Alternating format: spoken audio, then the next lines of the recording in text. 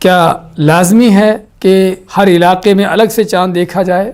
یا دنیا میں کہیں پر ایک جگہ پر بھی اگر چاند دیکھ لیا جائے تو کافی ہے؟ ہاں، یہ مسئلہ ہے مطالعے کا، مطلع کا جو اختلافات ہیں، کیا ان چیزوں کا اعتبار ہے یا نہیں ہے۔ اس میں جس طرح کہ آپ جانتے ہوں گے کہ علماء کا اختلاف ہے۔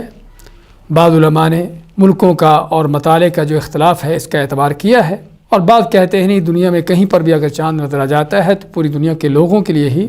رمضان شروع ہو جاتا ہے۔ لیکن اگر ہم دیکھتے ہیں احادیث کی روح سے تو صحیح مسلم میں ابن عباس رضی اللہ تعالیٰ عنہ کی حدیث ہے، فرماتے ہیں کہ ام الفضل بنت الحارث رضی اللہ تعالیٰ عنہ، انہوں نے اپنے جو ان کا غلام تھا قریب، اس کو بھیجا، قریب کے بن ابی مسلم کو بھیجا معاویہ کی طرف، معاویہ رضی اللہ تعالیٰ عنہ جو شام میں تھے، ان کے پاس ان کو بھیجا۔ تو قریب فرماتے ہیں کہ میں شام پہنچا اور شام جا کر اپنی جو کام تھا میں نے پورا کیا، اور وہیں پر مجھے رمضان شروع ہو گیا، یعنی کہ رمضان کا چاند وہیں پر مجھے شام میں نکل آیا۔ اور خیر کہتے کہ میں نے خود بھی رمضان کا چاند دیکھا کہ جو جمعے کی رات کو طلوع ہوا تھا، جمعرات کی شام کو اور جمعے کی رات تھی، تو اس رات میں رمضان کا چاند طلوع ہوتا ہے۔ تو فرماتے ہیں قریب کہ میں نے خود بھی دیکھا۔ تو فرماتے ہیں کہ اپنا کام پورا کرنے کے بعد میں مدینہ واپس آتا ہوں، تو مہینے کے آخر تک مدینہ پہنچا تو جب مدینہ آیا تو عبداللہ ابن عباس نے مجھ سے پوچھا کہ وہاں پر شام میں چاند کب نکلا اور کب جو ہے تم لوگوں نے چاند دیکھا؟ تو قریب فرماتے ہیں کہ ہم نے یعنی جمعے کی جو رات ہے، جمعہ کی رات سے مراد یعنی جمعرات کی شام کو ہم نے چاند کو دیکھا۔ تو حضرت عباس فرماتے ہیں کہ ہم نے تو اس دن چاند کو نہیں دیکھا، یعنی مدینہ میں جمعرات کی شام کو یا جمعے کی رات کو جو ہے چاند نظر نہیں آیا، اور شام میں نظر آ چکا تھا۔ تو حضرت قریب فرماتے ہیں حضرت ابن عباس سے، کیا تمہیں شام والوں کا دیکھنا کافی نہیں ہے؟ تو ابن عباس فرماتے کہ نہیں، ہمارے لیے وہ کافی نہیں ہے، بلکہ ہم یہاں مدینہ کے لحاظ سے دیکھیں گے،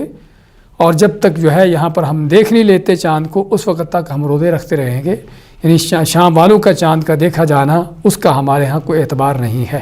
تو فرماتے ہیں ہاکذا امرنا رسول اللہ صلی اللہ علیہ وسلم، جو سب سے اہم بات ہے اس حدیث کے اندر، اس واقعے میں یہ آخری جملہ کہ ابن عباس فرماتے ہیں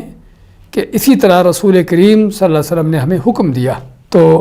حالانکہ امیر معاویہ اس وقت مسلمانوں کے خلیفہ تھے، تو ان کا شام میں چاند دیکھنا اس کا انہوں نے اعتبار نہیں کیا۔ کس لیے؟ کیونکہ شام مدینہ سے دور ہے۔ اس کا معنی کیا ہوا کہ اگر ایک علاقے میں چاند نظر آتا ہے اور دوسرے علاقے میں چاند نظر نہیں آتا، تو جن کو نظر آتا ہے وہ روزہ رکھیں گے، اور جن کو چاند نظر نہیں آیا وہ روزہ نہیں رکھیں گے۔ تو ابن عباس کی یہ حدیث اور یہ واقعہ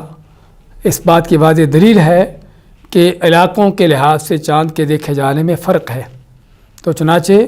جس ملک میں یا جس علاقے میں چاند نظر آتا ہے اس علاقے کے لوگوں کے لیے روزہ رکھنا فرض ہو جاتا ہے،